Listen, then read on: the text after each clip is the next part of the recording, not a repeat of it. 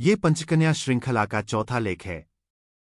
इससे पहले मंदोदरी, अहिल्या एवं तारा पर लेख प्रकाशित हो चुके हैं। इस लेख में हम चौथी पंचकन्या कुंती के बारे में जानेंगे। यदुकुल में एक प्रतापी राजा हुए शूरसेन। उनकी पत्नी का नाम था मरीषा, जो नागकुल की थी। शूरसेन के एक फुफेरे भाई थे कुंतीभोज, जो कुंती प्रदेश के स्वामी थे। वे निःसंतान थे, इसी कारण शूरसेन ने ये प्रतिज्ञा की कि अपनी पहली संतान को वो कुंतीभोज को प्रदान करेंगे। शूरसेन की पहली संतान एक पुत्री हुए जिनका नाम था पृथा। प्रण के अनुसार शूरसेन ने पृथा को कुंतीभोज को दे दिया। इस प्रकार पृथा कुंतीभोज की दत्तक पुत्री कहलाई और आगे चलकर उन्हीं के नाम पर उनका नाम कुंती पड़ा। पृथा के बाद शूरसेन के 14 पुत्र हुए, जिनमें से ज्येष्ठ थे वसुदेव। इन्हीं वसुदेव के पुत्र के रूप में श्रीकृष्ण अवतरित हुए और उन्हीं के नाम पर वासुदेव कहलाए। इस प्रकार कुंती श्रीकृष्ण की बुआ थी। पृथा को गोद लेने के बाद कुंतीभोज को एक पुत्र भी प्राप्त हुआ, जिसका नाम विशारद रखा गया। तो इस प्रकार पृथा कुंतीभोज के लिए बहुत ही शुभ संयोग लेकर आई। कुंतीभोज ने भी सदैव पृथा को अपनी पुत्री ही समझा और उसमें और विशारद में लेश मात्र का भी अंतर नहीं किया। महाभारत युद्ध में विशारद ने अपनी बहन का साथ दिया और पांडवों की ओर से लड़े। युद्ध के 8वें दिन उनकी मृत्यु दुर्योधन के हाथों हो गई। बाल्यकाल से ही कुंती के मन में साधु महात्माओं का बड़ा सम्मान था। एक बार अत्रि पुत्र महर्षि दुर्वासा कुंतीभोज के राज्य में पधारे और कुछ काल तक वहीं रुके। उस समय कुंती ने महर्षि दुर्वासा की बड़ी सेवा की। उसकी सेवा से प्रसन्न होकर महर्षि दुर्वासा ने उनसे कोई वरदान मांगने को कहा। तब कुंती ने उनसे कहा कि वो उसे कोई ऐसा वरदान दे जो उसके भविष्य में काम आए। महर्षि दुर्वासा तो त्रिकालदर्शी थे, वे जानते थे कि भविष्य में कुंती के पति संतानोत्पत्ति में सक्षम नहीं होंगे। इसी कारण उन्होंने कुंती को अथर्ववेद का एक परम गोपनीय मंत्र प्रदान किया, जिससे प्रभाव से वो किसी भी देवता का आह्वान कर उनसे पुत्र प्राप्त कर सकती थी। कुछ समय के बाद एक दिन कुंती भगवान सूर्यनारायण को अर्घ्य दे रही थी। तभी उसके मन में ये विचार आया कि उस मंत्र की परीक्षा करके देखते हैं कि वो वास्तव में कार्य भी करता है अथवा नहीं। यही सोचकर उन्होंने मंत्र पढ़कर सूर्यदेव का आह्वान किया। मंत्र के प्रभाव से तत्काल सूर्यदेव कुंती के समक्ष प्रकट हुए और उसे पुत्र प्रदान करने को उद्यत हुए। अब कुंती बहुत घबराई, क्योंकि वो कुंवारी थी और उसका विवाह नहीं हुआ था। उन्होंने सूर्यदेव से कहा कि उसने केवल मंत्र की परीक्षा के लिए उनका आह्वान किया है, किंतु सूर्यदेव महर्षि दुर्वासा के वरदान को फलीभूत किए बिना नहीं जा सकते थे। तब उन्होंने कुंती का भय कम करने के लिए उसे वरदान दिया कि उनसे पुत्र प्राप्त करने के बाद भी उसके कौमार्य में कोई अंतर नहीं पड़ेगा और वो सदैव चिरकुमारी ही रहेगी। तब कुंती ने सूर्यदेव की कृपा से गर्भधारण किया। सूर्यदेव ने उसे ये भी आशीर्वाद दिया कि वो बालक असाधारण होगा और तीनों लोकों में ख्याति प्राप्त करेगा। गर्भधारण करने के पश्चात कुंती बहुत भयभीत हो गई और एकांतवास के बहाने वो अपनी एक प्रिय दासी के साथ एक अन्य महल में जाकर रहने लगी। समय आने पर वहीं उन्होंने एक अद्वितीय पुत्र को जन्म दिया, जो दिव्य कवच एवं कुंडलों के साथ ही जन्मा। पुत्र के जन्म लेते ही सूर्यदेव के वरदान के कारण कुंती पुनः कन्या बन गई। किंतु अब समस्या और गंभीर हो गई कि इस बालक का क्या किया जाए। कुंती का विवाह नहीं हुआ था, इसी कारण लोकलाज के भय से बहुत कष्टपूर्वक कुंती ने अपने पुत्र को त्यागने का निश्चय किया। उन्होंने उस बालक को एक संदूक में बंद कर अश्व नदी में बहा दिया और सूर्यदेव से प्रार्थना की कि वो उसकी रक्षा करें। वो बालक बहते बहते हस्तिनापुर के निकट पहुंचा, जहां पर राजसारथी अधिरथ ने उसे देखा और अपने घर ले गए। अधिरथ और उनकी पत्नी राधा संतानहीन थे, इसीलिए उन्होंने उस बालक को अपने पुत्र की भांति पाला। उस बालक के सुंदर कान और दिव्य कर्णकुंडल देखकर उन्होंने उसका नाम कर्ण रखा। उधर कुंतीभोज ने कुंती का स्वयंवर करवाया, जहां देश भर के राजा महाराजा पधारे। कुंती असाधारण सुंदरी थी, इसी कारण सभी उसे पाना चाहते थे, किंतु कुंती ने उस स्वयंवर में हस्तिनापुर नरेश पांडु का वरण किया। विवाह के पश्चात हस्तिनापुर पहुंचते ही पांडु को सीमाओं की रक्षा हेतु जाना पड़ा और वहीं उन्होंने मद्रराज शल्य की बहन माद्री से भी विवाह किया। वापस आने के बाद तात भीष्म के परामर्श पर पांडु अपनी दोनों पत्नियों के साथ एकांतवास को वन चले गए। उस वन में भूलवश पांडु के हाथों एक हिरण के जोड़े के रूप में मैथुन कर रहे किंदम ऋषि और उनकी पत्नी की हत्या हो गई। प्राण त्यागने से पहले किंदम ऋषि ने पांडु को श्राप दे दिया कि जब भी वो किसी स्त्री से संसर्ग करेगा उसकी मृत्यु हो जाएगी। पांडु अत्यंत क्षोभ के साथ हस्तिनापुर वापस लौटे और राज्य अपने बड़े भाई धृतराष्ट्र को सौंपकर अपनी दोनों पत्नियों के साथ वनवासी हो गए। वन में उन्हें केवल इसी बात की चिंता रहती थी कि उनका वंश उनके साथ ही समाप्त हो जाएगा। उन्हें चिंतित देखकर कुंती ने उन्हें महर्षि दुर्वासा द्वारा दिए गए मंत्र के बारे में बताया। तब प्रसन्न हो पांडु ने उन्हें धर्मराज से पुत्र प्राप्त करने की आज्ञा दी। तब धर्मराज के अंश से युधिष्ठिर पांडु और कुंती के पहले पुत्र के रूप में जन्मे।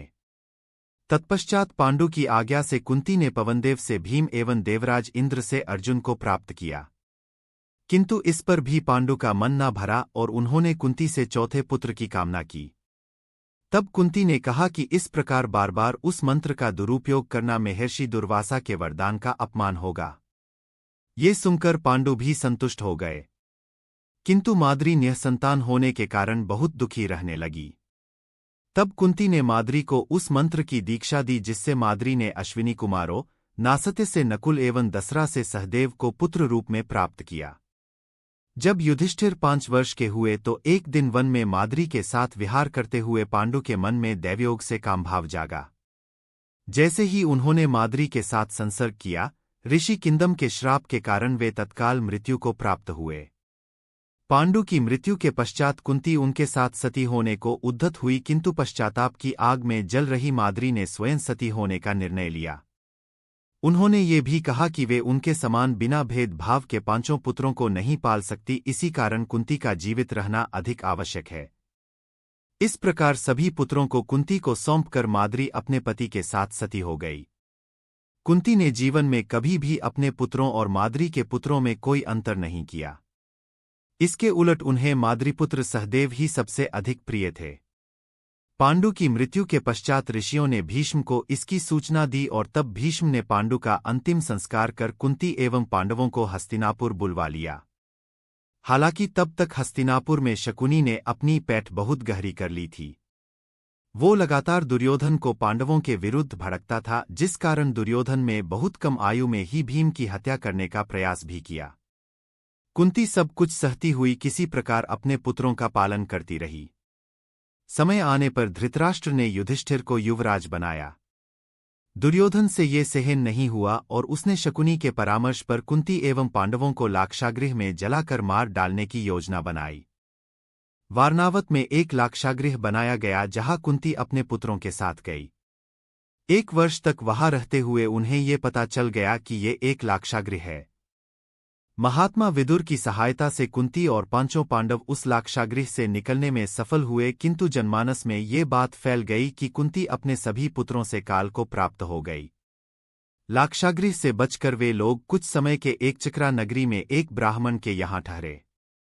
उस नगरी में बकासुर नामक एक राक्षस रहता था जो हर हफ्ते एक मनुष्य को खा जाता था।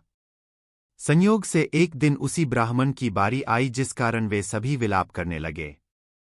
तब उस अवसर पर कुंती ने अपने अतिथि धर्म का मान रखा और ब्राह्मण के स्थान पर भीम को उस राक्षस का भोजन बनाकर भेजा। भीम ने बकासुर का वध कर दिया और वापस लौट आए। कुछ समय के पश्चात वे पांचाल पहुंचे, जहां पर भीम का युद्ध हिडिंब नामक राक्षस से हुआ। उस युद्ध में हिडिंब तो मारा गया, किंतु उसकी बहन हिडिंबा अकेली रह गई। वो भीम पर आसक्त थे और तब एक नारी का मान रखने के लिए कुंती ने अपने क्षत्रिय पुत्र को एक राक्षसी से विवाह करने की आज्ञा दी।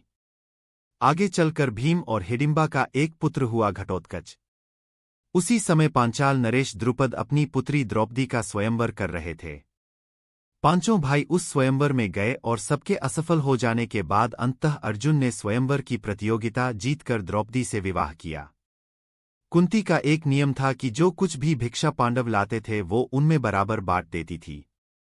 जब अर्जुन द्रौपदी से विवाह कर लौटे तो उन्होंने ठिठोली में द्वार के बाहर से ही कुंती से कहा कि वो एक अच्छी भिक्षा लाए हैं।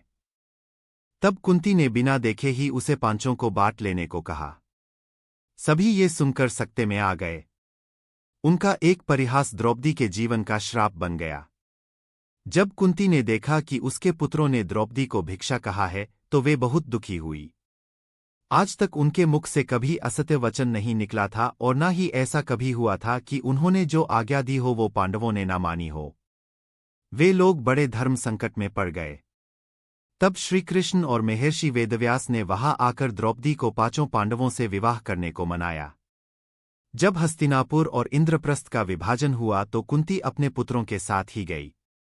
जल्द ही दुर्योधन ने द्युत में इंद्रप्रस्थ को जीत लिया और पांडवों को 12 वर्ष का वनवास एवं 1 वर्ष का अज्ञातवास मिला।